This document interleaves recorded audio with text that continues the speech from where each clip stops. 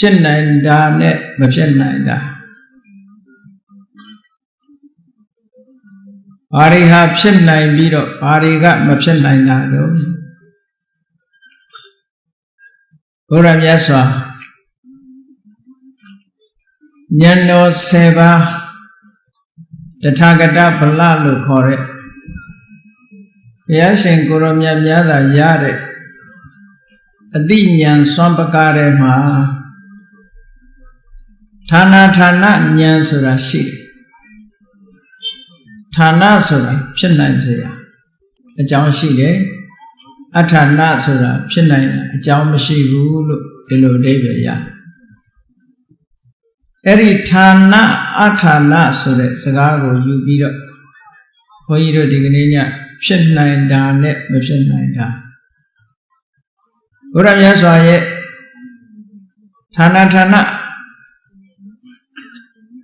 အကြောင်းဟုတ်တယ်အကြောင်းမဟုတ်ဘူးဆိုတာနဲ့ပတ်သက်ပြီးတော့ထူးထူးခြားခြားသိမြင်တော်မူတဲ့ဉာဏ်ကြီးကိုပူဇော်တဲ့အနေနဲ့ဟောကြမယ်နာယူကြမယ်လောကမှာလူတွေလည်းပြောကြတာပဲဒါဖြစ်နိုင်တယ်ဒါကမဖြစ်နိုင်ဘူးနဲ့သို့သောလူတွေပြောတဲ့အတိုင်းဖြစ်နိုင်တယ်ဆိုတာတွေကလည်းမဖြစ်ချင်မှဖြစ်တယ်မဖြစ်နိုင်ဘူးဆိုတာတွေကလည်းဖြစ်ချင်ဖြစ်သွားမြတ်စွာဘုရားဟောထားတဲ့ဖြစ်နိုင်တယ်ဆိုတာကတကယ်ကိုဖြစ်တယ်မဖြစ်နိုင်ဘူးဆိုတာကြတော့လေတကယ်ကိုမဖြစ်ဘူးဘာဖြစ်လို့မြတ်စွာဘုရားကအရင်မြစ်ကစပြီးတော့မှန်ကန်တဲ့အကြောင်းတရားတွေကိုသိရှိထားတာမို့တမ္မာပုဂ္ဂိုလ်တွေကတော့မိမိအထင်နဲ့ပြောကြတယ်ဖြစ်နိုင်တယ်မဖြစ်နိုင်ဘူးကဘာမှာလည်းပဲဒီစကလုံးလေးနှလုံးကိုအသုံးပြုကြတယ်လူတွေ impossible possible ဆိုစကားလုံး possible ဆိုဖြစ်နိုင် impossible ဆိုမဖြစ်နိုင်လောကမှာလူတွေအမျိုးမျိုးပြောကြတယ်ဒါတော့ဖြစ်နိုင်မှာဘူးကွာဟုတ်ဒါတော့ဖြစ်နိုင်တယ်ဟေ့ကိုယ်အထင်မြင်နဲ့ဒီလိုပြောတာဘုရားမြတ်စွာတို့အတိအကျဉာဏ်တော်ကြီးနဲ့ကိုယ်တိုင်သိမြင်ပြီးတော့ပြောတာမျိုးမဟုတ်သည့်အတွက်ကြောင့်ရာခိုင်နှုန်းပြည့်မှန်ဖို့ဆိုဖြစ်နေဟုတ်ရာခိုင်နှုန်းပြည့်မှန်ကန်ဖို့မဖြစ်နိုင်သည့်အတွက်ကြောင့်ဖြစ်နိုင်တယ်ဆိုတဲ့ဟာကလည်းဖြစ်ချင်မှဖြစ်မယ်မဖြစ်နိုင်ဘူးဆိုတာလည်းဖြစ်ချင်ဖြစ်သွားတာမျိုးရှိဟုတ်ဘုရားမြတ်စွာရဲ့ဒေသနာတော်တွေထဲမှာမဖြစ်နိုင်တာနဲ့ဖြစ်နိုင်တာဒီနှမျိုးကိုခွဲခြားပြီးတော့ဟောထားတာရှိတယ်အချက်ပေါင်း28ချက်ရှိဒါကတော့ဖြစ်နိုင်တယ်ဒါကတော့မဖြစ်နိုင်ဘူးနဲ့တိတိကျကျဟောထားအဲ့တော့ဘုန်းကြီးတို့တွေဘုရားမြတ်စွာဟောကြားထားတဲ့ဒေသနာတွေထဲကနေကြည့်ပြီးတော့ဖြစ်နိုင်တာနဲ့မဖြစ်နိုင်တာကိုခွဲခွဲပြားပြားသိသွားနိုင်ကြတယ်ပေါ့အဲ့ဒါလို့သိလို့ရှိရင်ဘာလုပ်ရမလဲမဖြစ်နိုင်တဲ့အရာမဖြစ်နိုင်ဘူးလို့မှတ်သားပြီးဖြစ်နိုင်တဲ့အရာကိုဖြစ်နိုင်တယ်လို့မှတ်သားပြီးလုပ်တဲ့အလုပ်ကိုလုပ်ဖို့ပဲမှန်ကန်တဲ့အမြင်တစ်ခုရှိလာလို့ရှိရင်ထိုအမြင်မှန်ကိုအခြေခံပြီးတော့လုပ်တဲ့အလုပ်ဟာမှားယွင်းမှုမရှိဘူးမှန်ကန်တယ်လောကီကိစ္စပဲဖြစ်ဖြစ်လောကုတ္တရာကိစ္စပဲဖြစ်ဖြစ်မြည်သည့်ကိစ္စမှာပဲဖြစ်ဖြစ်ဖြစ်နိုင်တာနဲ့မဖြစ်နိုင်တာကွဲကွဲပြားပြားသိဖို့လိုတယ်လုံနိုင်တာနဲ့မလုံနိုင်တာလုံတဲ့နာနဲ့မလုံတဲ့နာဒါတွေကိုကွဲကွဲပြားပြားသိဖို့လိုတယ်ကွဲကွဲပြားပြားသိပြီဆိုလို့ရှိရင်လုံတဲ့နာဆိုရင်လုံရမယ်မလုံတဲ့နာဆိုရင်မလုံရဘူးအဲ့ဒါလို့မလုံရင်ဘာဖြစ်လဲ လုပ်တဲ့နာကြတော့မလုပ်ဘူးမလုပ်တဲ့နာကြတော့လုပ်တယ်ဆိုလို့ရှိရင်အကျိုးဆုပ်ရတတ်တယ်အဲ့ဒီတိုင်းပဲဖြစ်နိုင်တာနဲ့မဖြစ်နိုင်တာခွဲခြားပြီးတော့မသိဘူးဆိုရင်မဖြစ်နိုင်တာကိုဖြစ်နိုင်တယ်ထင်ပြီးတော့ပြောနေမယ်လုပ်နေမယ်ဖြစ်နိုင်တာကြတော့မဖြစ်နိုင်ဘူးထည့်ပြီးတော့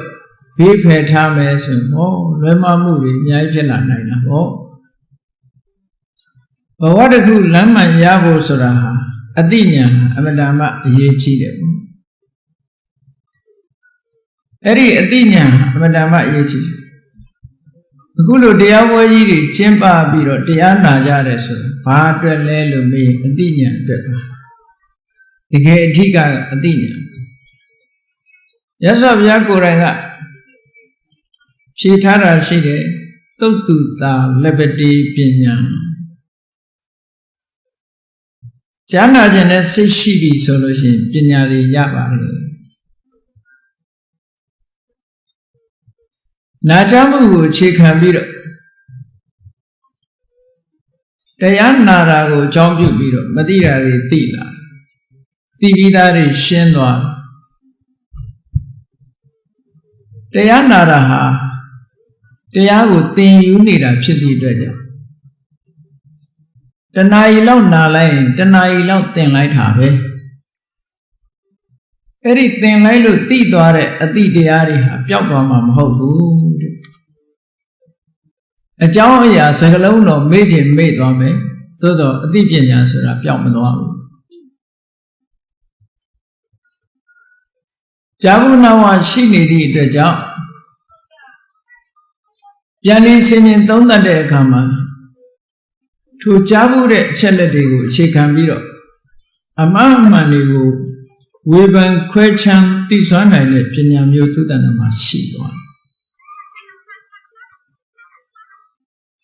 ဒီလိုနာယူမှုသင်ကြားမှုမရှိဘဲနဲ့အသိပညာရတယ်ဆိုတာမဖြစ်ဘူးဒါနဲ့ပတ်သက်ပြီးတော့ပညာရတာနဲ့ပတ်သက်ပြီးတော့နီလန်သုံးသွယ်လို့ပြောလို့ရတယ်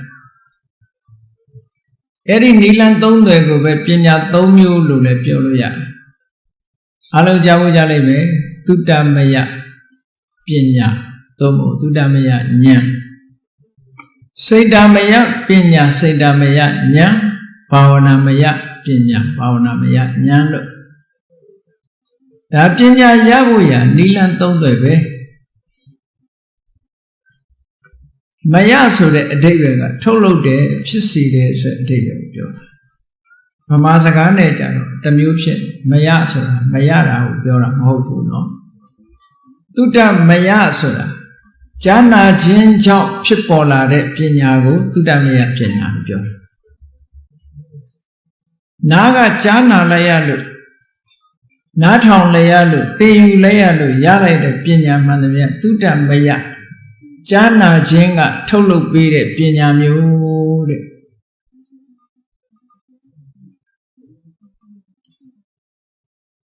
ဒီနေရာမှာတရားပွဲကြီးတွေကျင်းပပြီးတော့တရားနာကြထိုတရားပွဲကရလိုက်တဲ့အသိပညာတွေဟာသုတ္တမယပညာတွေပဲကြားလိုက်တယ်ဘယ်နေ့ပဲဆရာတော်ကဘာဟောသွားတဲ့အချက်လက်တွေမိမိတို့ဘဝတသက်တာအတွက်မှတ်သားစရာမိမိတို့ကိုယ်တိုင်အခွင့်မရလို့မကြည့်နိုင်တဲ့ဘုရားမြတ်စွာဟောကြားခဲ့တဲ့ပိဋကတ်30နိကေ9ပြာဓမ္မခန္ဓာပေါင်း84,000ကသင်လျော်ရာရာဘုရားဟောထားတဲ့တရားတွေကိုထုတ်လုပ်ပြီးတော့ဟောပြောကြတယ်အဲ့ဒီဟောပြောတဲ့ထက်ကမိမိကကြားလိုက်ရလို့သင်ယူလိုက်ရလို့သိလိုက်တဲ့ပညာရက်ကိုသုတ္တမယပညာလို့ခေါ်ပါတယ်ကြားနာခြင်းကထုတ်လုပ်ပေးတဲ့ပညာအဲ့တော့တရားနာခြင်းသည်ပညာရခြင်းရဲ့အကြောင်းတရားဒါနံပါတ်1နိလန်တစ်ခုပဲနံပါတ်2ကဘာလို့ဆိုလို့ရှိရင်စိတ္တမယပညာစိတ္တမယဆိုတာကြားနာမှုကိုအခြေမခံမဲနဲ့အတွေးအခေါ်တက်တက်ဖြင့်ဖြစ်ပေါ်လာတဲ့အသိပညာကိုစိတ္တမယပညာလို့ပြောတာနော် Jana Mugu, Chikan Biroma, Twitter Lucian, no, Saint Amaya Mako. Lajamu, Saint Amaya Pinyasura. Jana Mu Sura, Tumyasiga, then you tare, Chepoma, a Chimakamene. Janzi Mu Tatepoma, Chikan Biro Pipola de Pinyamu, Saint Amaya Pinyalukon. Eri Saint Amaya Pinyaga, Taman Bokuri, Tanama, Machinamu. Now so much Shitari Buddha, Matimia, Yampinya, Chesso Bogu, Tanamado, Saint Amaya Pinyaso, Chifu. Bajilu, Shitari Buddha, the Yane Padabio, Jana Musura, then you Musura, Chikaya, they. Gobanya children beer, Janzi Naizon, Mashigu. Mashidi Dajao, Saint Amaya Pinyas. Shitari Budralu, Yantete Bogumura Miabu. Dabin Saint Amaya Pinyasura, Pelopogumuma Yada, Melusin. Pia alone, Bisiga Buddha, alone, Ya. Pia alone, Bisiga Buddha, alone each other. Say Amashigu. Through Korai, tweet or send him Bido, Adinian Pipola. Wawaga Lila get a son aria, Pila de Bejam. Mamma gang and twin night, Mamma gang and twin like day. Mamma gang and Timu Sora Pilalo, Saint Amaya Pina. Chili Pisicabura Sora, Lugama de Ahora, Mobu. Tu go right the Wawa Diari will sing in Sensabiro, Tutana Mashide, Kilidari, Peshalo, Piapse to Yapwaja. Tutu wem Yasovia law. Tamadamura Pia law 11. Kubanya shall we twitchida? Chipia law no, Nasakunima, daughter lave, Emedan gay. Tu daughter la re akama. Searesi Nimakamula so kane. Eri ni radiga, Pari lelo solution. Tamata Jensen de Chibecom. Tulogenaga Amata, the Jinkinya Neban Sure, Lansati on Tupajan. Nandi Wara Pata. The Keku, and Yenda Chibu do sha. Tu adu Sensare the Chindia she no Madire diale she amam. Toka she no Dukasura Shiam. A pushi and a Isura Shiam. Babilonso, Logama, Sanjay Beckley, a song like Nijana. The Kushi Maui. Erelu Sinian Sensavio, Amandia was Share Kama. Tukika Tisha Jare, Sayirisi, Dobilo. Then you Lilan. Turusiga, Tenlailo Yare, Pinya Yadi, Tulogene, Amata, Tanti Wara Sure, and Yeda go Penaibo, Ti on Lanza Mashivu Langa Pay Lady, two popular whoever Miaku. Tavara Jensen the Ku Chenlo, Jamabi Mavel Lansomba. She Salomia, Jamabi Sura, Kababam Yomyaswa, that dance see Jabido. That dance see it and Nijaro, Piambido, Tandia Rele Umaves. Yes of Yaga, Tandiago, some touching. Pia Longa, Tandia yet song of Bridget. Eri Nilango, but do pay nine Malay Lashana, Puma Mabina. Siazi ni pay Divia Longa, Tony Balo, Dogra Saria, Jingo, Chenlaida Kanagojikulum, Pain Chombido. A Yubo eating Matimishin, but one mule Yapwa. Lanso on to light cheat, Pamari Gapiora Mola, Lanso, you are doing lamest, Madrid, no? Lanso, you are doing Madrid. Eturu Piore time Lango so on like Madrid. Madrid Kajara to Sensare Tia in your Meko Poraya. သူစဉ်းစားပုံစကားလုံးလေးတိယအင်ညောမက်ကိုဘောဓာယဘောဓာယဆိုတာထူးခြားတဲ့အသိဉာဏ်ကြီးအတွက်အင်ညောမက်ကိုတခြားနိလန်းနေတိယဖြစ်ကောင်းဖြစ်လိမ့်မယ်တွေးပုံလေးကငါလျှောက်လာတဲ့လမ်းကတော့ဆုံးနေပြီဒီလမ်းမဟုတ်နိုင်ဘူးတခြားလမ်းပြောင်းရှောင်အောင်ပါပဲဒီလမ်းမတွေ့ရင်တော့ဟိုလမ်းကသွားမှာပေါ့တခြားလမ်းဖြစ်တော့တယ်ဆိုတဲ့အတွေးဝင်လာတဲ့အခါကျတော့ကိုယ်ပိုင်လမ်းကြောင်းပေါ်မှာတည်ထွင်ပြီးတော့ရှောက်ကြည့်ကိုယ်ပိုင်လမ်းကြောင်းဆိုတာဘာလဲငယ်စဉ်ဘဝတုန်းကမိမိရဲ့နှာခေါင်းကနေပြီးအသက်ရှူသွင်းရှူထုတ်နေတဲ့လေလေးကိုအာရုံပြုပြီးတော့လေ့ကျင့်ခဲ့ဘူးတဲ့ဟာလေးသွားတတိယစိတ်ကလေးငြိမ်သွားတာကိုသွားတွေ့အဲ့ဒါဟာတကယ်လမ်းကြောင်းဖြစ်တော့တယ်အသိဉာဏ်ဖြစ်ပေါ်မဲ့လမ်းကြောင်းဟာအဲ့ဒီလမ်းကြောင်းဖြစ်တော့တယ်ဆိုပြီးခန္ဓာကိုယ်မြတ်မြတ်တာဖြစ်ပြီးအသားရည်ပြန်လီအားရှိလာဘုရားလောင်းတော်ဟာအစာအာဟာရများစားပြီး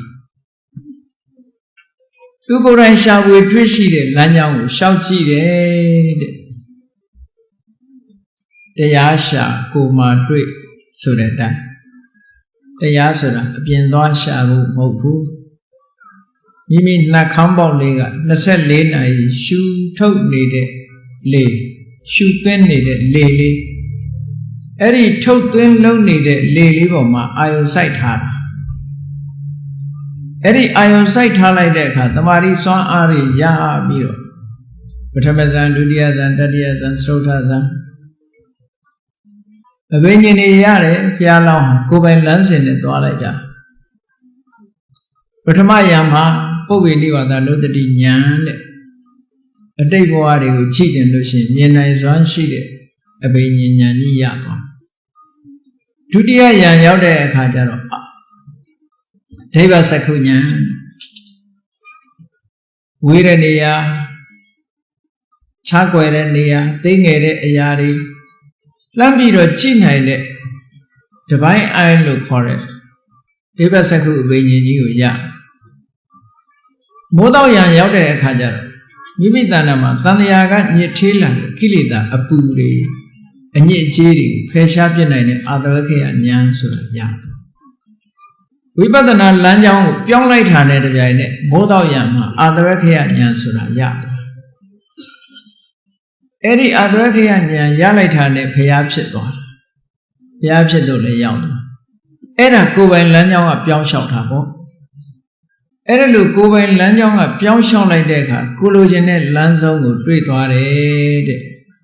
ဒါကြောင့်မို့ဘုရားလောင်းနေစိတ်တာမရဆိုတာဘုရားလောင်းနေမှာရှိတယ်လို့ဒီလိုမှတ်ဘာဝနာမရဆိုတာကြတော့ဘာပြောလဲ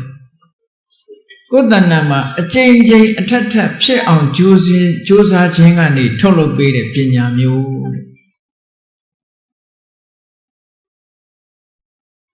အာယုံမောစိတ်ကလေးလေ့ကျင့်ပေးပြီးတော့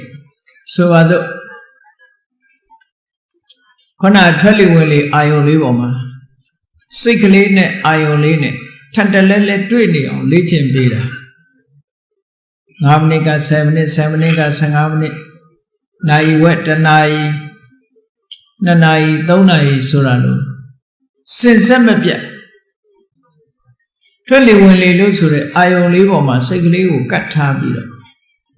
အာယုံနဲ့စင်ဆက်မပြတ်လေ့ကျင့်ပေးနေတာကိုဘာဝနာလို့ခေါ်တယ်အဲ့ဒီဘာဝနာမိမိတဏ္ဍာမှာစိတ်ကလေးကိုလေ့ကျင့်ပေးလို့တိုးတက်ဖြစ်ပေါ်လာတဲ့ဘာဝနာကနေထုတ်လုပ်ပေးလိုက်တဲ့အသိပညာကြတယ်ဘာဝနာမယပညာလို့ပြောတယ်အရင်တော့ကမသိဘူးမမြဲတာတွေသဘာဝတရားတွေပြောင်းလဲနေတာတွေကိုမမြင်ဘူးစိတ်လေးနဲ့အာယုံနဲ့ကပ်ပြီးတော့လေ့ကျင့်ပေးလိုက်တဲ့အခါကျအိုးစက္ကမလန့်ဖြစ်ပြီးပြက်နေတာပါလားပြောင်းနေတာပါလားဆိုတာတွေကိုကုန်သိတာဝိပဿနာဉာဏ်ရင့်တော့ပဲနောက်ဆုံးမှဖြစ်တာဆိုတာတောင်မမြင်ဘူးပြက်တာတွေကြီးပဲမြင်နေတယ်အဲ့ဒီလိုဝိပဿနာဉာဏ်ရင့်တန်သွားလို့ရှိရင်လောကကြီးမှာဖြစ်နေတယ်ဆိုတာတောင်မရှိတော့အောင်အပြက်တွေကညာတော့အာကြီးနေတယ်ဆိုတာကိုမြင်လာ အဲ့ဒီလိုအမြင်မျိုးဘာဝနာမရလို့ခေါ်တယ်အဲ့ဒီကနေတဆင့်တက်တဲ့အခါကိလေသာတွေကိုဖယ်ရှားနိုင်တဲ့မဲ့ညာထိုကိလေသာတွေရဲ့အပူတွေကိုထပ်မံညှိမ့်သက်ပေးနိုင်တဲ့ဖိုးဉဏ်လို့ဆိုတာတွေရပြီစိတ်ဟာလုံးဝကိလေသာတွေကလွတ်သွားတယ်ဝိမု ക്തി လွတ်မြောက်မှုဆိုတာကိုရရှိသွားလွတ်တယ်ဆိုတာဘယ်တော့မှပြန်မဆက်ဆက်တော့ဘူးမလွတ်သေးရင်ပြန်ကျွတ်ပြန်စွတ်မိနေလွတ်သွားပြီဆိုတာလုံးဝဆက်ဆက်လို့မရတော့ဘူးအဲ့ဒါလို့မဲ့ဖို့နိဗ္ဗာန်ထိအောင်ရသွားတယ်ဆိုတာဘာဝနာမယဉာဏ်ပဲဘာဝနာမယပညာလို့ခေါ်တယ်အဲ့တော့ဘုန်းကြီးတို့တွေတဏ္ဍာမှာဖြစ်နိုင်တာကဘာဖြစ်နိုင်တရားနာခြင်းဖြင့်တုတ္တမယဉာဏ်ရတယ်ကြားနာထားတဲ့အခြေခံလေးပေါ်မှာအခြေပြုပြီးတော့စိတ်ကိုအာယုန်နဲ့လေ့ကျင့်ပေးလို့ရှိရင်ဘာဝနာမယပညာဆိုတာရနိုင်တယ်တုတ္တမယနေပြီးတော့ဘာဝနာမယသွားမယ်တုတ္တမယလေးနဲ့ရပ်နေတယ်ဆိုလို့ရှိရင်တော့အတိလေးလောက်ပဲဘိုင်းနဲ့ပြောမှဆိုရင်သီဝရီပေါ့နီလန်ပိုင်းလောက်လေးသာရတယ်လက်တွေ့သုံးပြီးတော့မကြည့်ဘူး practical မလုပ်ဘူးဆိုလို့ရှိရင်ဘာဝနာမရနိုင်ဘူးအဲ့ဒီပညာနှစ်ရပ်ပေါင်းစပ်ပြီးတော့မှဘာဝနာမယပညာဖြစ်မှကိုလိုချင်တဲ့လမ်းကြောင်းပေါ်ရောက်ပြီးတော့တရားဓမ္မဆိုထူးထူးခြားခြားတရားဓုတရားမြတ်ဆိုရနိုင်တာဘုရားလောင်းတော်တွေကြတော့သုတ္တမယမလို့ဘူးစိတ်တမယနဲ့သွားတယ်ကိုယ်ပိုင်ဉာဏ်ဖြင့်တွေးတောဆင်ခြင်ပြီးအဲ့ဒါကိုစိတ်နဲ့လေ့ကျင့်ရသူတို့လည်းလေ့ကျင့်ပေးတဲ့ဘာဝနာမယဆိုတာရှိရမရှိရင်ဘုရားမဖြစ်ဘူးပစ္စေကဗုဒ္ဓမဖြစ်ဘူးစိတ်တမယလေးနဲ့ရပ်နေလို့မရဘူးဘာဝနာမယပဲသွားရမယ်အဲ့ဒါကြောင့်မို့သုတ္တမယပညာကိုအဆင့်မြင့်တဲ့အခါဘာဝနာမယပညာဖြစ်ရမယ်စိတ်တမယပညာကိုအဆင့်မြင့်လိုက်တဲ့အခါဘာဝနာမယပညာဖြစ်ရမယ်လို့ဒါပညာရဖို့ရအတွက်နိလန်သုံးသွယ်လို့ဒီလိုပြောတယ်အခုလိုတရားဝဲကျင့်ပပြီးတရားနားနေတယ်ဆိုတာသုတ္တမယဉာဏ်တွေကိုစီကူအထောက်နေကြဒီဉာဏ်တွေကမိမိတို့ဘဝမှာအမတန်ဓမ္မတန်ဖိုးရှိတဲ့အသိပညာတွေကိုရရှိတယ်နောက်တခြားနည်းနဲ့ရနိုင်တာမမကန်ကန်ရေးသားဖော်ပြထားတဲ့စာအုပ်တွေကိုဖတ်တယ်မိမိမသိလို့မရှင်းတဲ့အချက်တွေကိုသိတဲ့ပုဂ္ဂိုလ်တွေကိုမေးမြန်းတယ်ဆွေးနွေးတယ်ဟောအဲ့ဒါတွေကလည်းပဲအသိဉာဏ်တိုးတက်ရရှိခြင်းရဲ့အကြောင်းတရားတွေပဲ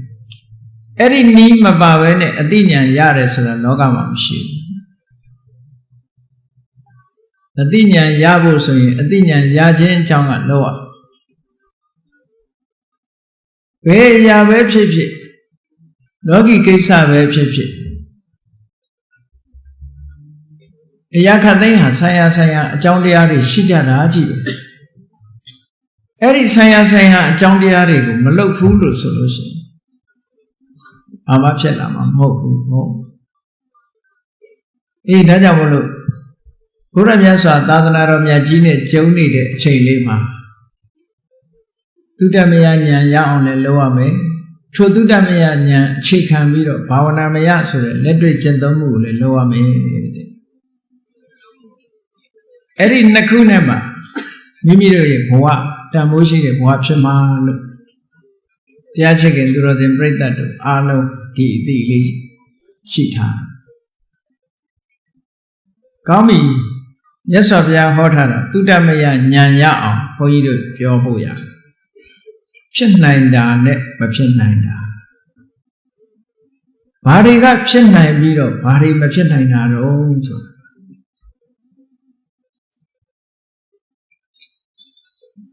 ဒီတရားတွေကိုဘယ်နေရာမှာသတ်မှတ်ထားတော့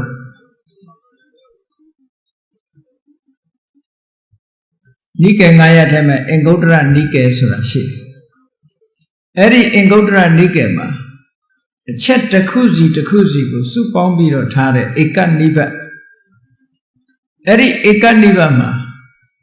မဖြစ်နိုင်ဘူးဆိုတာတွေကိုစုပြီးတော့ဖြစ်နိုင်တာနဲ့မဖြစ်နိုင်တာတွေကိုစုပြီးတော့ရေးထားတယ်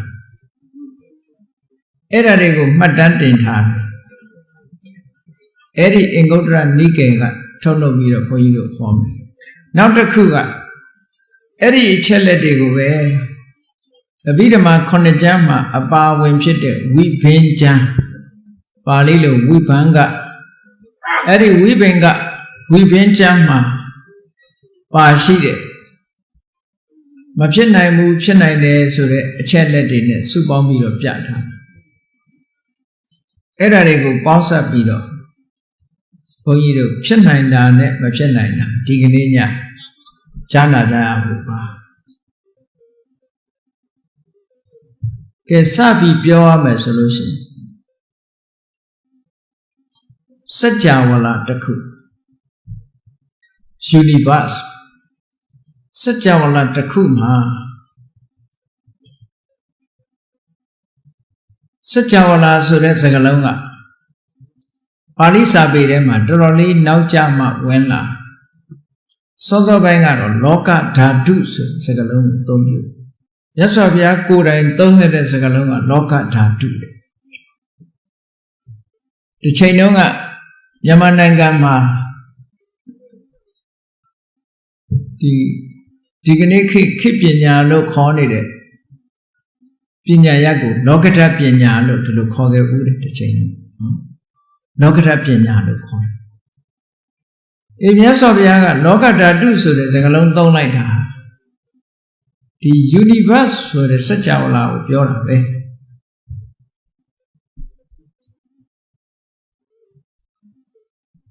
အဲ့ဒီစัจ java လာတွေထဲမှာဖျားပွင့်တဲ့စัจ java လာ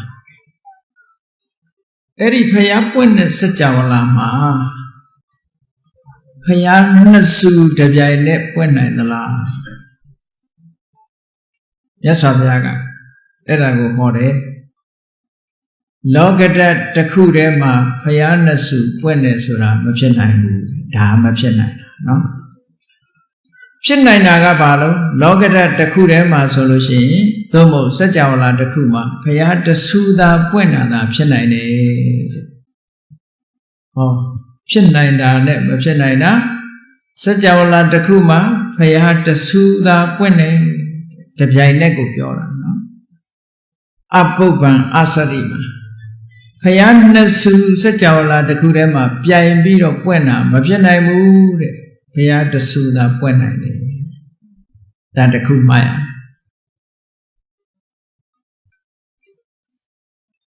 ဒါမှတ်တော့ဘာအကျိုးရှိလောကဆိုတာလောကမှာဖျားဆိုတဲ့ပုဂ္ဂိုလ်ဟာမတန်ထူးခြားတယ်စัจ java လာကြီးတစ်ခုလုံးမှာတယောက်တည်းပေါ်ပေါက်နိုင်တယ်စัจ java လာတစ်ခုဆိုတော့လူမျိုးတစ်မျိုးပြောတာမဟုတ်ဘူးတတ္တဝါတစ်မျိုးတည်းကိုပြောတာလည်းမဟုတ်ဘူးလူသားတွေကိုလည်းပြောတာလည်းမဟုတ်ဘူးအားလုံးသက်ရှိတတ္တဝါတွေအားလုံးခြုံငုံပြောလို့ရှိရင်တယောက်တည်းပဲဖြစ်နိုင်တယ်တူတည်းပဲရှိစัจ java လာတစ်ခုမှာဘုရားတဆူပဲပွင့်လို့ရတယ်ဒါဖြစ်နိုင်တယ်ဗျိုင်းတူနှစ်ဆူပွင့်တာဆိုတာမဖြစ်နိုင်ဘူးနှစ်ဆူမဖြစ်နိုင်ဘူးဆိုတော့သုံးဆူလေးဆူသားမဖြစ်နိုင်သေးဘူးဒါပြောတာနော်တဆူတည်းသာဖြစ်နိုင်တယ်နောက်တစ်ခုမှတ်เสียကလောကမှာတတ္တဝါတွေကိုအမှန်တရားကိုပြောပြတဲ့အမှန်တရားကိုဟောပြောတဲ့ဗုဒ္ဓဆိုတဲ့ထူးခြားတဲ့အစ္စရိယမနုဿအံ့ဖွယ်လူသားတူတည်းဖြစ်တယ်လို့ပဲလောကလူသားတွေပေါ်မှာမှန်ကန်မှုလို့ဆိုတဲ့လမ်းကြောင်းပေါ်ကနေပြီးတော့လူသားတွေအားလုံးကိုကောင်းတဲ့ဘက်ကိုတည်ဆောင်ပြီးတော့ဥဆောင်သွားတဲ့လူခေါင်းဆောင်စัจ java ရိမင်းဆိုတာလည်းပဲစัจ java လာတစ်ခုမှာတစ်ခုတူပဲဖြစ်တယ်တဲ့နှစ်ဦးမဖြစ်ဘူး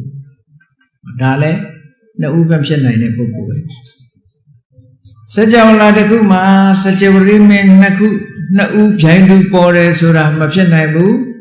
စัจ java ရိမင်းတူတည်းသာပေါ်တာသာဖြစ်နိုင်တယ်ဘာဖြစ်လို့စัจ java ရိမင်းကို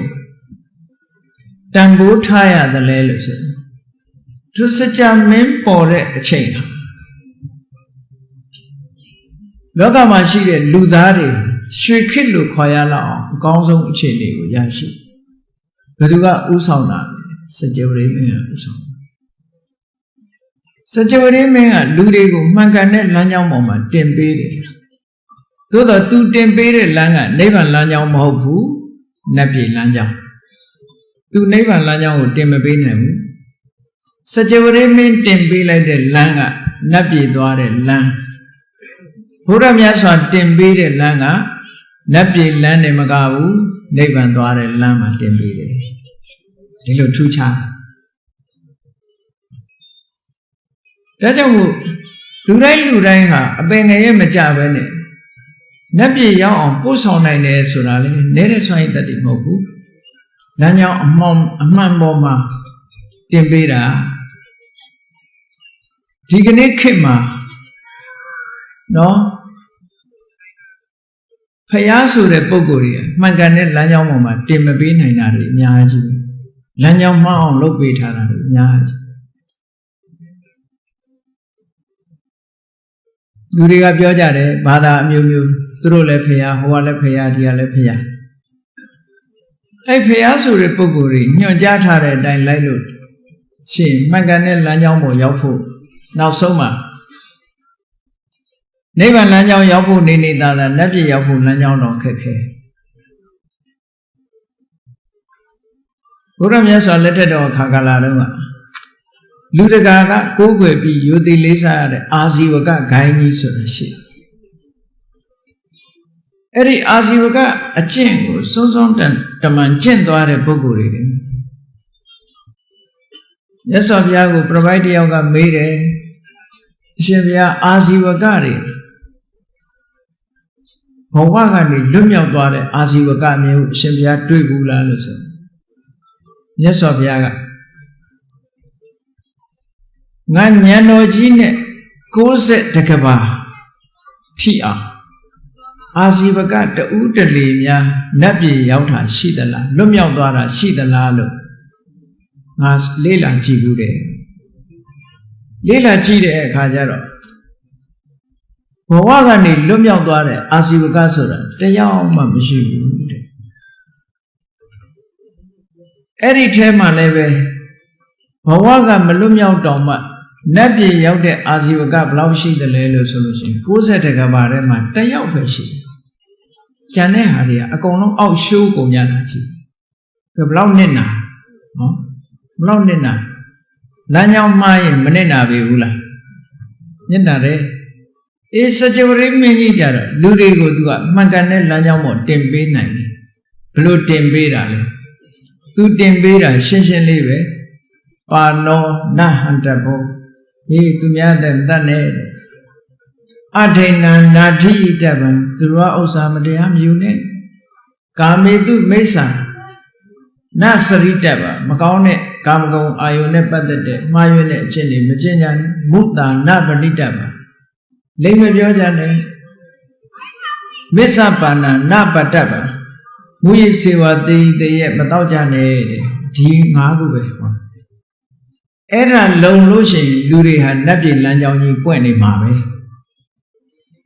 အများကြီးလှုပ်เสียမလို့ဟုတ်ကဲ့လားစကြဝဠာမင်းလက်ထက်မှာဒီလမ်းကြောင်းကိုဖော်ထုတ်ပေးတယ်စကြဝဠာမင်းကြီးရဲ့တိုင်းသူပြည်သားတွေအားလုံးဟာနတ်ပြည်ရောက်ကုန်ကြဒီလမ်းကြောင်းကိုရှောင်နှမ်းပြီးတော့နတ်ပြည်ရောက်ကုန်ကြဒါကြောင့်လို့ universe တစ်ခုမှာစကြဝဠာမင်းဆိုတာ2ဦးမပေါ်ဘူးတဲ့တဦးတည်းနဲ့တဦးပဲပေါ်တယ်2ဦးဆိုတာမဖြစ်နိုင်ဘူးတဲ့တဦးပဲဖြစ်နိုင်တယ်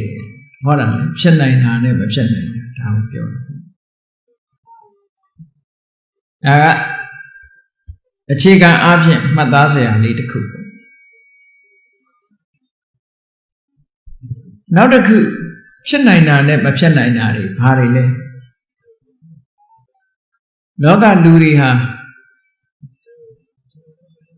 လူတွေရဲ့ဇယိုက်ဆိုတာရှိဇယိုက်ဆိုတာသူတို့ရဲ့အမှုအကျင့်တွေကိုပြောအမှုအကျင့်ဟာကောင်းတဲ့အမှုအကျင့်ရှိတယ်ဆိုးတဲ့အမှုအကျင့်ရှိတယ်ကောင်းတဲ့အမှုအကျင့်ကိုသူဇယိုက်လို့ခေါ်တယ်မကောင်းတဲ့အမှုအကျင့်ဆိုးတဲ့အမှုအကျင့်ကိုဒုစရိုက်လို့ခေါ်တယ်ပေါ့သူစရိုက်ဒုစရိုက် ပါဠိစာပေကသူစရိတဒုစရိတကောင်းစွာကျင့်အပ်တဲ့အကျင့်မကောင်းသဖြင့်ကျင့်အပ်တဲ့အကျင့်မှန်မှန်ကန်ကန်ကျင့်တဲ့အကျင့်မှန်မှန်ရင်ကျင့်တဲ့အကျင့်လို့ဆိုသူစရိုက်ဒုစရိုက်ဆိုပြီးတော့ဒီလိုခွဲထားတယ်အေးသူစရိုက်ဒုစရိုက်မှာလည်းပဲထိုသူစရိုက်ဒုစရိုက်လို့ခေါ်ဖို့ရအတွက်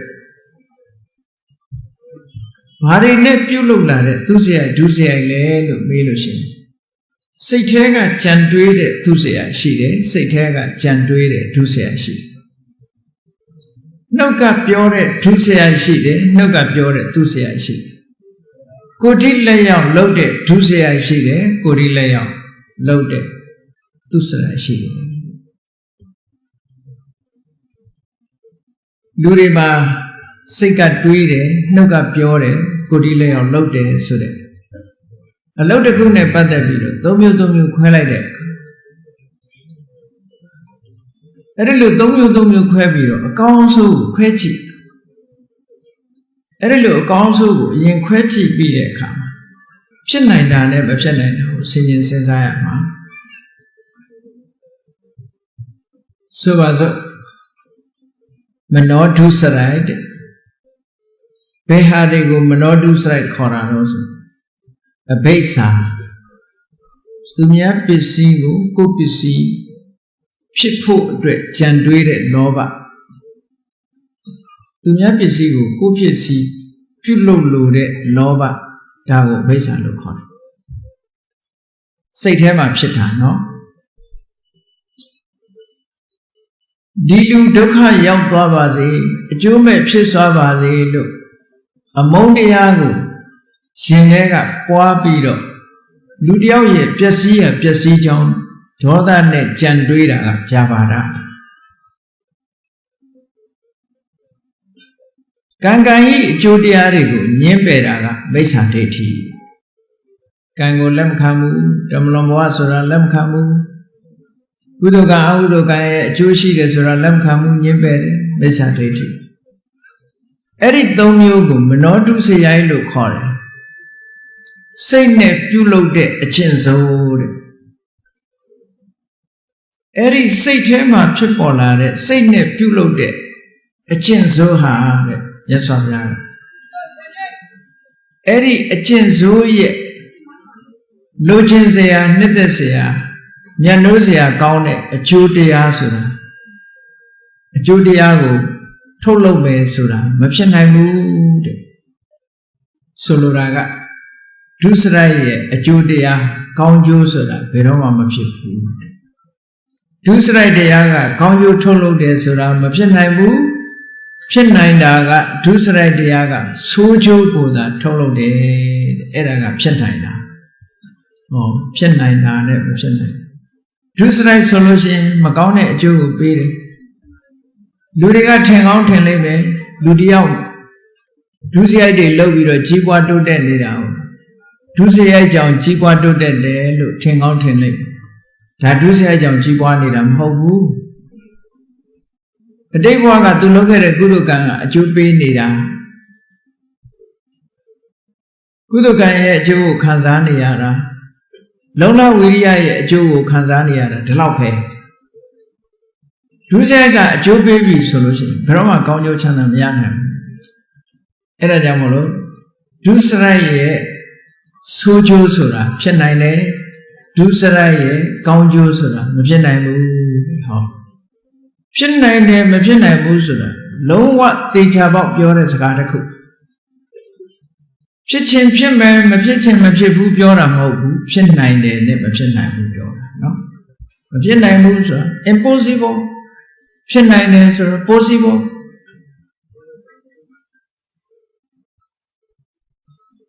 ကောင်းပြီစိတ်နဲ့ပတ်သက်ပြီးတော့အကျင့်ကောင်းဆိုတာဘာလဲသူများပစ္စည်းကိုကိုယ်ပစ္စည်းလို့ဖြစ်အောင်ဘယ်တော့မှလောဘနဲ့မကြံတွေးဘူးကြံတွေးမှုကရှောင်တယ်အနာဘိဓါသူတစ်ပါးပြက်လို့ပျက်စီးအမုန်းတရားအခြေခံပြီးတော့ဒီလူဒုက္ခရောက်ပါစေဆိုတဲ့အတွေးဘယ်တော့မှမတွေးဘူးအဖျာပါတာကောင်းကျိုးချမ်းသာတွေဖြစ်ပါစေဆိုတဲ့အတွေးမျိုးပဲတွေးတယ်အဖျာ ကံကံဤကျိုးယုံကြည်တယ်လက်ခံအဲ့ဒီ၃မျိုးကိုမနောတုစရိုက်လို့ခေါ်တယ်စိတ်ထဲမှာဖြစ်တဲ့အကျင့်ကောင်း၃မျိုးအဲ့ဒီစိတ်ထဲမှာဖြစ်တဲ့အကျင့်ကောင်း၃မျိုးဟာဆိုးကျိုးပေးတယ်လို့ပြောရင်မဖြစ်နိုင်ဘူးကောင်းကျိုးပေးတယ်ဆိုတာမှပဲဖြစ်နိုင်တယ်တဲ့သူတို့ရဲ့ဆိုးကျိုးသည်မဖြစ်နိုင်ဘူးသူတို့ရဲ့ကောင်းကျိုးသည်သာလည်းဖြစ်နိုင်ဒါလည်းဖြစ်နိုင်တာနဲ့မဖြစ်နိုင်တာမြတ်စွာဘုရားဟောတယ်အေထို့တူပဲနှုတ်နဲ့ပတ်သက်ပြီးတော့အကျင့်ဆိုးနှုတ်နဲ့ပတ်သက်ပြီးတော့အကျင့်ကောင်းနှုတ်နဲ့ပတ်သက်တဲ့အကျင့်ဆိုးဆိုတာအလုံးသိတဲ့အတိုင်းလိမ်ပြောတယ်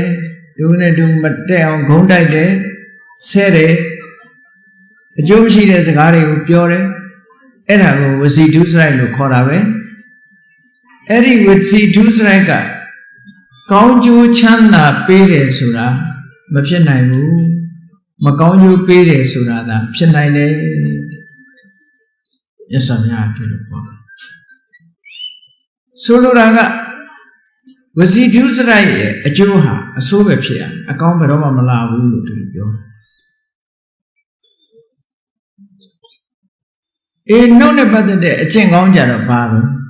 လိမ့်မပြောဘူးမှန်တာပဲပြောတယ်ခုံးမတိုက်ဘူးညီညွတ်အောင်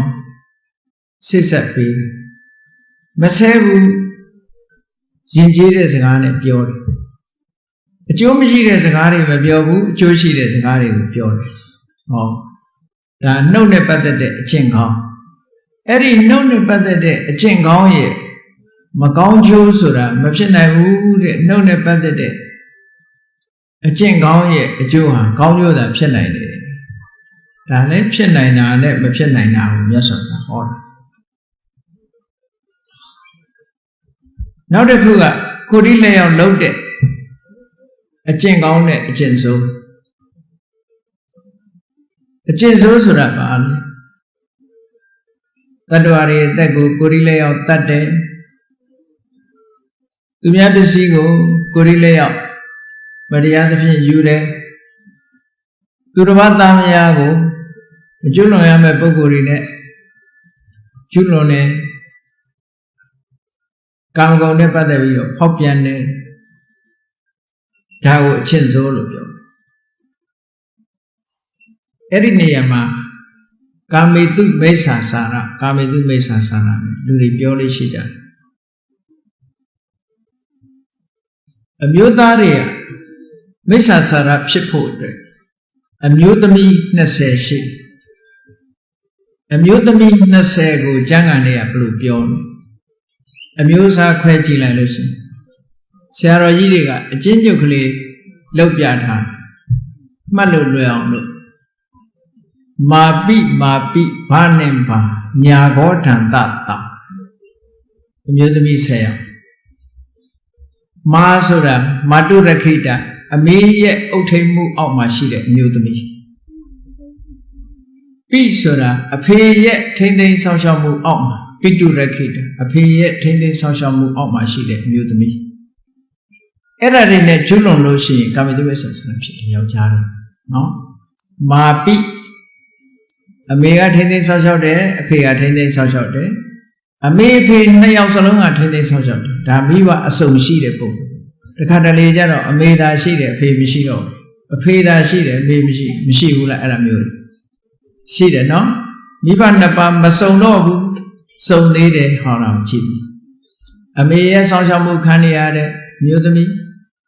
အဖေရဲ့ဆောင်ရှောက်မှုခံရတဲ့အမျိုးသမီးမိဘနှစ်ပါးစုံရဲ့ဆောင်ရှောက်မှုခံရတဲ့အမျိုးသမီးမာပိဘာနဲ့ညာဂောဒန္တအကိုတွေမောင်တွေရဲ့ထိမ့်သိမ်းဆောင်ရှောက်မှုဆောင်ရှောက်ခံရတဲ့နှမညင်မတွေရဲ့ထိမ့်သိမ်းဆောင်ရှောက်မှုအောက်မှာရှိတယ်ဘာဆိုပခိတိရခိတညင်မတွေရဲ့ထိမ့်သိမ်းဆောင်ရှောက်မှုနဲ့ရှိနေတဲ့အမျိုးသမီးမောင်တွေအကိုတွေရဲ့ထိမ့်သိမ်းဆောင်ရှောက်မှုအောက်မှာရှိတဲ့အမျိုးသမီးဆွေတွေမျိုးတွေဒီအမေတွေအဖေတွေညီကောင်မောင်နှမတွေမရှိဘူးဆိုညာတိရခိတဆွေတွေမျိုးတွေကထိမ့်သိမ်းဆောင်ရှောက်တယ်မျိုးသမီးမာပိဘာနဲ့မာ nhà có thằng ta ý suy đi biểu đi là mình xí cú rồi anh nói du đi cả và mà bị mà đó anh nói du sẽ tây xí anh nhà rồi cái cha lu biểu đi mà đó sáng nay lu rồi anh nói anh đi xí nhé nhiều bộ nhiều anh ấy bị sẽ thấy đây sao sao này cốt đã ra khi đó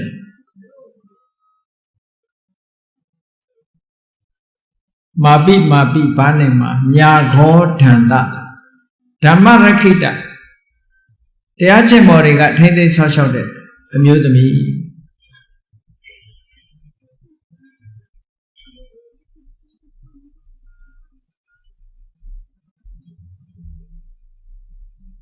ở đâu đó quá để ở xong rồi bao gồm đi cả thấy đây sao sao đấy em nhớ tụi mình ở đây luôn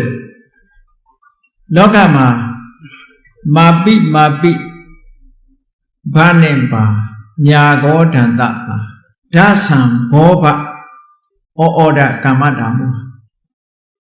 nó sẽ ao cảလက်ထပ်ထားတဲ့အမျိုးသမီးတွေကိုပြောတယ်လင်ရှိမယားကိုပြောတယ်အခုပြောတာကအိမ်တော်ပြုတ်ထားတဲ့အမျိုးသမီးမဟုတ်ဘူးမာပိဘာနဲ့ပါညာကောဒံတဆိုတာနောက်ပြီးတော့ဒီမျိုးသမီးနဲ့မကျွလွန်ရဘူးလို့ဥပဒေထံချမှတ်ပြီးတော့ထားတယ်စီကံတတ်မှတ်ထားတဲ့အမျိုးသမီးအဲ့ဒါမျိုးတွေနဲ့ဟောပြန်လို့ရှိရင်ကာမဇိမိစ္ဆာစာရကံထိုက်တယ်ဒီလိုပြောတယ်ဓာဆံဘောပဩဒကာမဓာမှုဟာဆိုတာဒီမျိုးသမီးတွေကအကြောင်းတစ်ခုနဲ့အိမ်တော်ပြုတ်ထားတဲ့အမျိုးသမီးတွေကြီးအဲ့ဒီအမျိုးသမီးက10ယောက်မိဘဘိုးဘွားတွေရဲ့ဆောင်းရှောက်မှုအောက်မှာရှိတဲ့အမျိုးသမီးက10ယောက်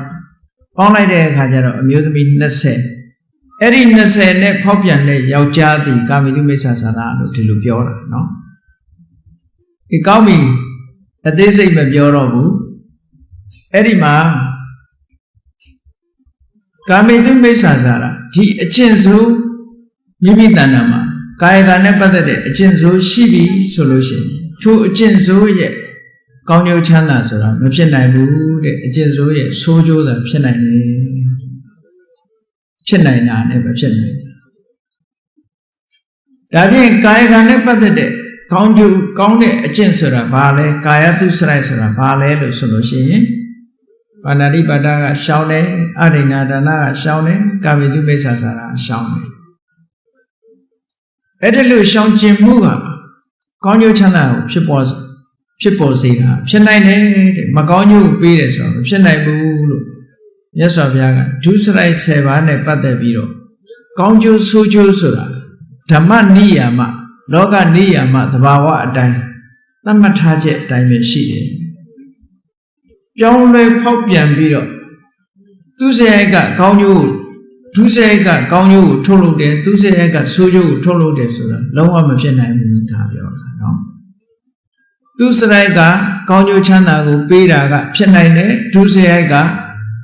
ကောင်းကျိုးချမ်းသာပေးတယ်ဆိုတာမဖြစ်နိုင်ဘူးတခါဒုစရိုက်ကဆိုးကျိုးကိုပေးတယ်ဆိုတာဖြစ်နိုင်တယ်သူစရိုက်ကဆိုးကျိုးကိုပေးတယ်ဆိုတာမဖြစ်နိုင်ဘူးဟောတာဖြစ်နိုင်တာနဲ့မဖြစ်နိုင်တာမြတ်စွာဘုရားဒီလိုဟောတယ်ကဲနောက်တစ်ခုကအခုပြောခဲ့တဲ့သူစရိုက်ဒုစရိုက်လောက်တဲ့ပုဂ္ဂိုလ်အခုပြောတာကဓမ္မဒိဋ္ဌာန်နဲ့ပြောတာသူစရိုက်ဆိုတဲ့ကောင်းတဲ့အကျင့်ဒုစရိုက်ဆိုတဲ့မကောင်းတဲ့အကျင့်တွေကိုဓမ္မဒိဋ္ဌာန်အနေနဲ့ပြောတာပုဂ္ဂလဒိဋ္ဌာန်နဲ့ကြည့်လိုက်မယ်ဆိုလို့ရှိရင်ဒုစရိုက်ဆိုတဲ့ဒုစရိုက်မှုတွေကိုပြုလုပ်နေတဲ့ပုဂ္ဂိုလ်တယောက်ဟာတဲ့နော်ဒုစရိုက်မှုကိုပြုလုပ်နေတဲ့ပုဂ္ဂိုလ်တယောက်ထိုဒုစရိုက်ကိုအကြောင်းပြုပြီးတော့ကောင်းရသုဂတိရောက်တယ်ဆိုတာမဖြစ်နိုင်ဘူးတဲ့ဒုစရိုက်ကိုအကြောင်းပြုပြီးတော့ကောင်းရသုဂတိရောက်တယ်ဆိုတာမဖြစ်နိုင်ဘူးသူစရိုက်ကိုအကြောင်းပြုပြီးတော့အပင်ငရဲကြတယ်ဆိုတာလည်းမဖြစ်နိုင်ဘူးတဲ့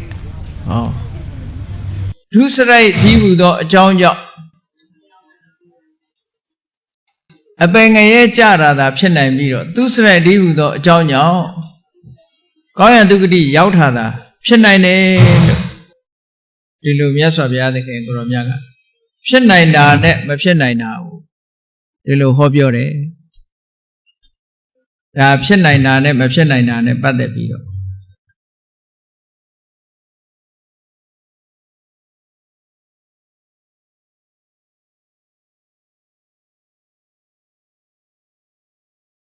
နောက်တစ်ခုက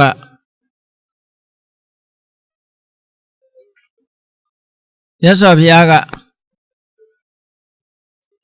ဖြစ်နိုင်တာနဲ့မဖြစ်နိုင်တာဒီနှစ်ခုကိုဘာခွဲခြားပြီးတော့ဟောသေးလဲ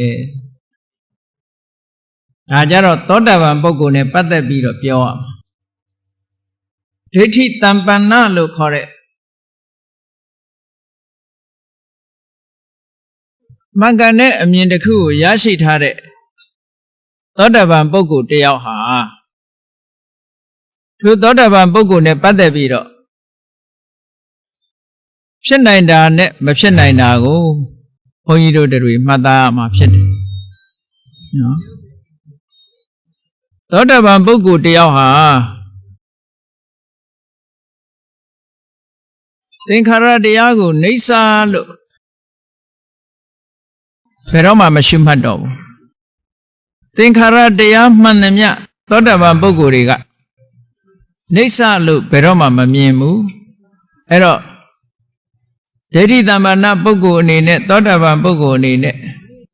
သင်္ခါရတရားကိုအနိစ္စလို့ရှုတာသာဖြစ်နိုင်တယ်။သင်္ခါရတရားကိုနိစ္စလို့ရှုတယ်ဆိုတာမဖြစ်နိုင်ဘူး။သောတာပန်ပုဂ္ဂိုလ်ဟာသင်္ခါရတရားမှန်သမျှအနိစ္စလို့ပဲမြင်တယ်။နိစ္စလို့မြင်တယ်ဆိုတာမဖြစ်နိုင်ဘူးတဲ့။ပုထုဇဉ်ပုဂ္ဂိုလ်တယောက်ကသင်္ခါရတရားကိုမြဲတယ်လို့နိစ္စလို့မြင်တာကြတော့ဖြစ်နိုင်တယ်တဲ့။သောတာပန်ပုဂ္ဂိုလ်ကနိစ္စလို့မြင်တာမဖြစ်နိုင်ဘူးတဲ့။ဒါတစ်ခုသောတာပန်ပုဂ္ဂိုလ်အနေနဲ့သင်္ခါရတရားကို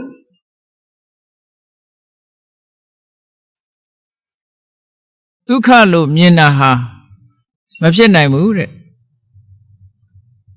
ပုရုဇဉ်တရားအနေနဲ့သင်္ခါရတရားတွေကိုဒုက္ခလို့မြင်တာဖြစ်နိုင်တယ်တဲ့ဒါလည်းဖြစ်နိုင်တာနဲ့မဖြစ်နိုင်တာတခုနောက်တစ်ခါသောတာပန်ပုဂ္ဂိုလ်တရားအနေနဲ့သဘာဝဓမ္မတွေကိုအတ္တလို့မြင်တာဟာမဖြစ်နိုင်ဘူးပုရုဇဉ်တရားအနေနဲ့သဘာဝတရားတွေကိုအတ္တလို့ယူဆတာတွေးခေါ်တာဒါဖြစ်နိုင်တယ်တဲ့ဒါကတစ်ခုအဲ့တော့ဒါတွေကိုသိလိုက်လို့ရှိရင်သောတာပန်ပုဂ္ဂိုလ်ဟာဘလောက်ထိအောင်သူ့အသိဉာဏ်တွေခိုင်မာသွားတယ်ဆိုတာဟောပြောတွေထင်ထင်ရှားရှားသိနိုင်သွားတာပေါ့သောတာပန်ပုဂ္ဂိုလ်တယောက်ဟာဘလောက်ထိအောင်အသိဉာဏ်နဲ့ပတ်သက်ပြီးတော့ခိုင်မာသွားတယ်ဆိုတာသိရတယ်ပုရုဇဉ်ပုဂ္ဂိုလ်တွေကအသိဉာဏ်နဲ့ပတ်သက်ပြီးတော့ခိုင်မာတာမရှိကြဘူးနောက်တစ်ခုကသောတာပန်ပုဂ္ဂိုလ်တယောက်ကအမိကိုတတ်တယ်ဆိုတဲ့မာဓုကာရကကံကျွလွန်မှုဆိုတာမဖြစ်နိုင်ဘူးတဲ့ပုထုဇဉ်တယောက်ကသာမာဓုကာရကအမိကိုတတ်တယ်ဆိုတဲ့ကံကိုကျွလွန်မှုကဖြစ်နိုင်တယ်တခါသောတာပန်တယောက်ကအဖေကိုအဖကိုတတ်တဲ့ပိဋုကာရကကံကျွလွန်တယ်ဆိုတာမဖြစ်နိုင်ဘူးတဲ့ပုရုဇဉ်တယောက်ကသာအဖကိုတတ်တဲ့ပိဋုကာရကကံကျွလွန်တယ်ဆိုတာဖြစ်နိုင်တယ်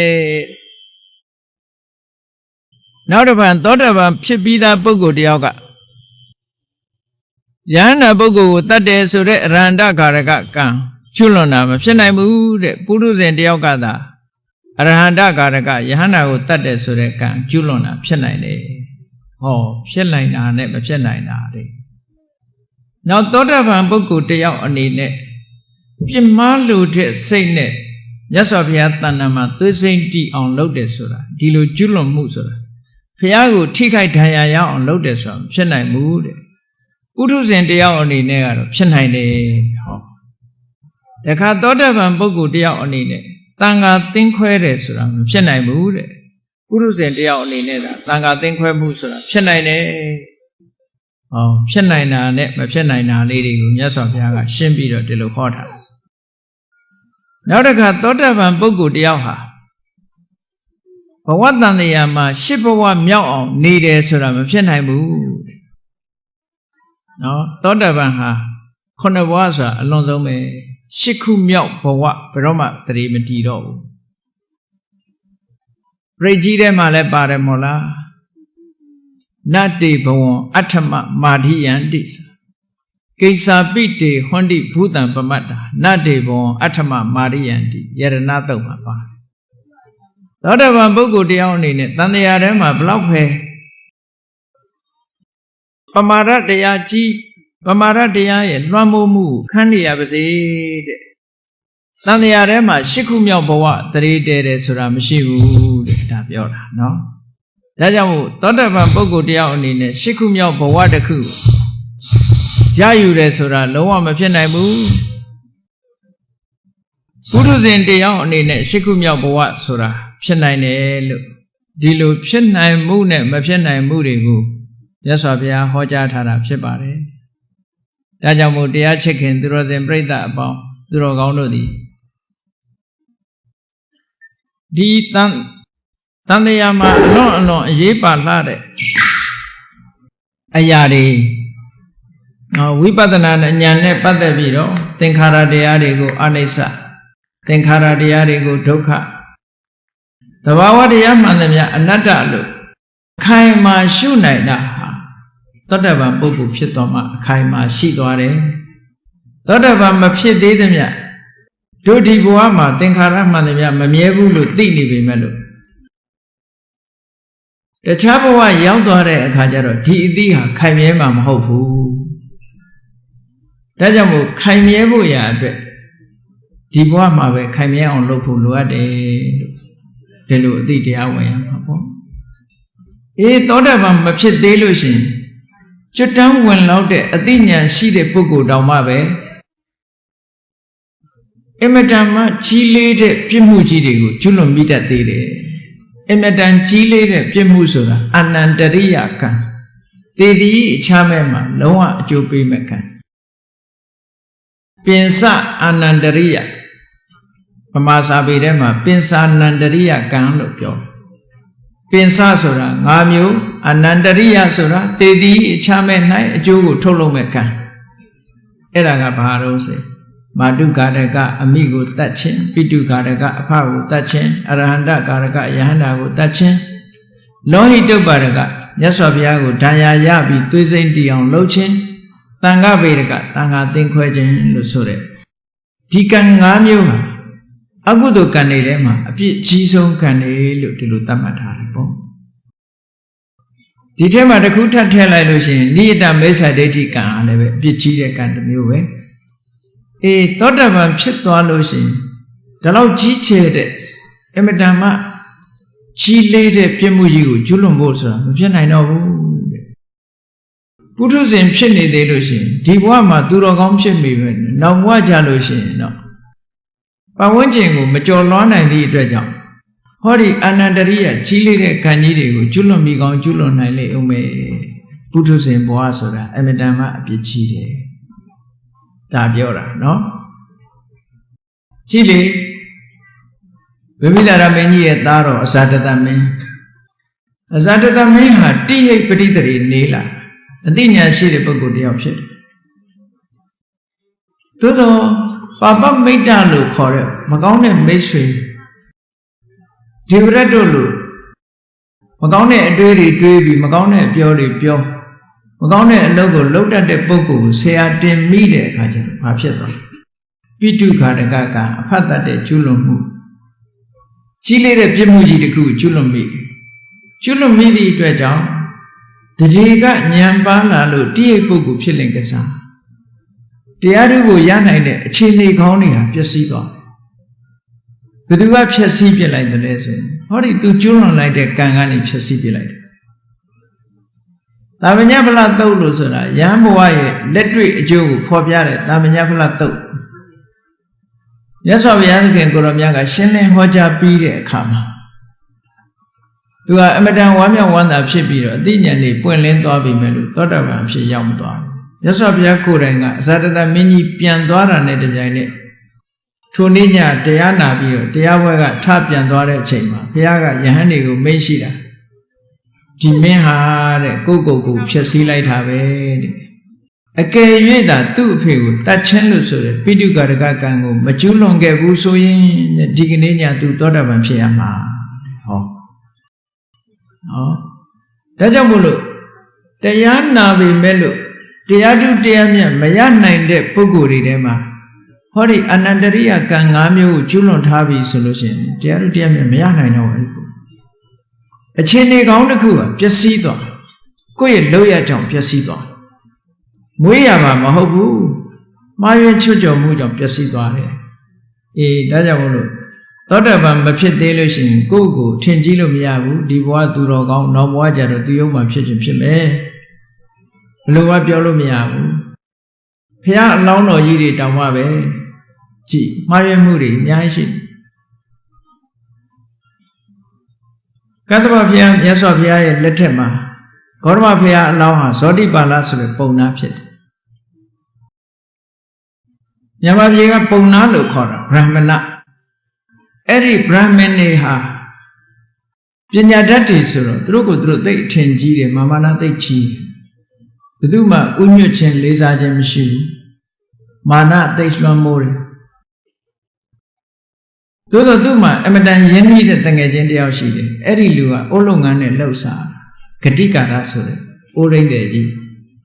အဲ့ဒီဂတိကာရဆိုတဲ့အိုးရင်းတယ်ကတ္တဗမြတ်စွာဘုရားနဲ့အလွန်ကိုရင်းနှီးတဲ့မိတ်ဆွေကြီးကတ္တဗမြတ်စွာဘုရားနဲ့ဘလောက်ရင်းနှီးတယ်လဲလို့ဆိုလို့ရှိရင်နော်ရင်းနှီးပုံပြောရမယ်ဆိုလို့ရှိရင်အဲ့ဒီဂတိကာရအိုးရင်းတယ်ကြီးကသူ့အိမ်မှာထမင်းနဲ့ချက်ထားချက်ပြီးသူဘာလုပ်တော့ဆိုရင်ဒီကျစ်စာတွေအိုးလို့ဖို့ရန်အတွက်အစင်းသင်းဖြစ်နေတဲ့တီကောင်တွေကကျစ်ပြီးတော့ထုတ်လိုက်တဲ့ဒီကျစ်စာတွေပစွန်လုံးတွင်းတွေကနေပြီးတော့မြေကြီးတွေကိုလိုက်ရှာပြီးတော့ယူစုဆောင်းပြီးတော့အိုးလုပ်တယ်အိုးဖုတ်တယ်အဲ့ဒီအိုးလေးတွေကိုချထားတယ်လိုချင်တဲ့လူကလာယူဆန်လေးပဲကလေးတွေပေးသွားတယ်အဲ့ဒီရတဲ့ဆန်လေးပဲလေးတွေနဲ့မျက်စိနှစ်ကွင်းအလင်းမရတဲ့မိဘနှစ်ပါးကိုပြုစုနေတာသူကိုယ်တိုင်ကအနာဂံကြီးတဲ့နော်သူကိုယ်တိုင်ကအနာဂံကြီးကတ္တဗမြတ်စွာဘုရားနဲ့အလွန်ရင်းနှီးတာတနေ့ကျတော့ကတ္တဗမြတ်စွာဘုရားကကြွလာအိမ်ကြွလာတယ်အိမ်ကြွလာတဲ့အခါကျတော့ဂတိကာရအိုရင်းတဲ့ကြီးကမြေသွားပြီးတော့တူးနေတဲ့အချိန်ရှားနေတဲ့အချိန်အိမ်မှာဘသူရှိတော့ဆိုရက်မမြင်အမေနဲ့အဖေကိုဒီနှစ်ယောက်ပဲရှိဘုရားကရောက်လာပြီးတော့သူ့ကိုခေါ်တယ်ဟေးဒီအိမ်ကဘက်ကဝဆိုတာဘယ်သွားလဲသူအနွယ်နာမည်နဲ့ခေါ်တာဘက်ကဝလို့ခေါ်တာဘက်ကဝဘယ်သွားလဲလို့ဆိုတော့မိဥဖအိုတွေကအရှင်ဘုရားတကားမရှိဘူးဗျာမြေသွားပြီးတော့ယူနေတယ်အဲ့တော့အရှင်ဘုရားအတွက်စွန့်နေဟင်းနေထားခဲ့တယ်အရှင်ဘုရားဘာသာထည့်ပြီးတော့ယူသွားပါဆိုကတ္တဗဘုရားကအဲ့ဒီမှာအိမ်မော်တက်ပြီးတော့အိုးခွက်တွေလှန်လောပြီးတပိတ်ထဲထည့်ပြီးတော့ရှိတာတွေအကုန်ဖုံးပေးသွားတဲ့ဟုတ်ကဲ့လားဂတိကာရသုတ်တံမှာကြည့်အဲ့ဒီမှာဂတိကာရဆိုတဲ့လူကြီးပြန်လာတဲ့အခါကျတော့အိုးရင်းတဲ့ကြီးပြန်လာတဲ့အခါကြည့်လိုက်တဲ့အခါကျတော့ထမင်းနေဟင်းနေမရှိဘူးဟာဘသူစားသွားတော့ဆိုမင်းရဲ့တငယ်ချင်းကတ္တဗဘုရားကြွလာပြီးတော့ဖုံးမေးသွားလေရဲ့ဆိုဟောဂတိကာရကြီးကဝမ်းသာလိုက်ထားတယ်ဝမ်းသာကြည်နူးပြီးတော့အမေဖေကအဲ့ဒါ9ရက်တိတိထမင်းမစားဝမ်းသာနေကြသူကလည်းပဲ9ရက်တိတိထမင်းမစားပဲနဲ့ဝမ်းသာနေတာအဲ့ဒါလိုအကြုံမျိုးတွေဒီလိုအဖြစ်ပြက်မျိုးတွေနဲ့တွေးကြုံလောက်အောင်အမတန်မှယဉ်နေတဲ့ပုဂ္ဂိုလ်ပေါ့သူဟာဇောတိပါဠဆိုတဲ့ဘုရားအလောင်းရဲ့တငယ်ချင်းပဲဇောတိပါဠကဘုရားအလောင်းဖြစ်ပေမဲ့လို့ကတ္တဗဘုရားကိုအထင်ကြီးခြင်းကြီးညိုလေးစားခြင်းမရှိဘူးဂတိကာရကြီးကခေါ်တယ်ဒီနေ့ကျတော့တငယ်ချင်းဘုရားကျောင်းတော်ဟာဒီနားတယ်မဲ့သွားရအောင်ဆိုဘာပြောတော့ဆိုအေးဒီကရုံးရုပ်တွေစီဘာလို့သွားမှာတော့ သူပြောတဲ့စကားလုံးကမုံတကဆိုတာကတုံးရုပ်ပဲပမာလို့ပြန်ပြီနော်ဘာလို့သွားမှာတော့မသွားခြင်းဘူးလို့ညင်းပဲဒါနဲ့ဂတိကာရဒီလိုဆိုရင်တကယ်ချင်းဖះเจ้าမသွားခြင်းတို့ရေချိုးသွားရအောင်လိုက်သွားတယ်ရေချိုးဖို့ကြာလိုက်ရေချိုးပြီးတဲ့အချိန်မှာထပ်ပြီးတော့ခေါ်ပြန်တယ်တကယ်ချင်းဖះเจ้าသွားရအောင်ဒီနားလေးပဲနီးနီးလေးဆိုခေါ်လို့မရတဲ့အခါကျတော့ပစိုးစာခွဲပြီးဆွဲပြီးတော့ခေါ်တယ်ခေါ်တဲ့အခါကျတော့ယုံပြီးတော့မလိုက်ဘူးပဲညင်းဒါနဲ့ဂတိကာရအိုရင်းတွေကအမတန်မှလည်းသူကအားခေါ်မလာကောင်းတယ်မလိုက်အောင်ခေါ်တော့မယ်ဆိုသူဆုံးဖြတ်ပြီးတော့